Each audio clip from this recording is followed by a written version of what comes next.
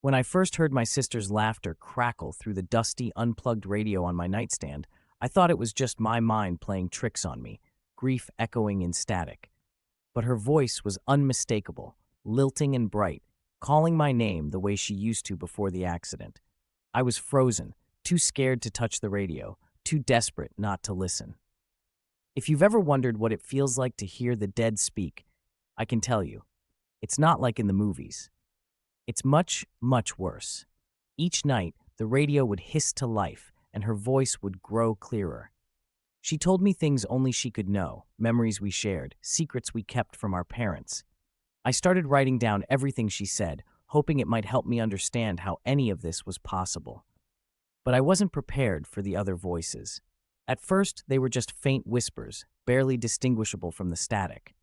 Soon, though, they grew bold, calling out strange names, speaking in fragments and riddles, sometimes laughing, sometimes sobbing. I realized these voices weren't just random. They responded to my questions, sometimes mocking, sometimes pleading. My sister's voice would fade, replaced by these strangers who knew things about me, details I'd never told anyone. One night, the radio erupted into chaos, dozens of voices overlapping, arguing, begging for attention. My sister's voice tried to cut through, warning me not to listen anymore, that I was opening something I couldn't close. But the others drowned her out, chanting in a language I'd never heard. Last night, the radio started up before I even entered the room. This time, my sister's voice was different, strained, terrified. "Don't let them in," she begged. Then I saw shadows flicker in the corners, and the temperature dropped, breath fogging in the air.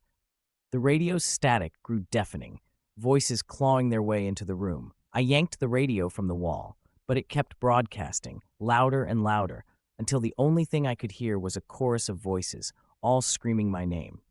Now, every time I close my eyes, I hear them waiting on the other side, no longer just in the radio, but everywhere.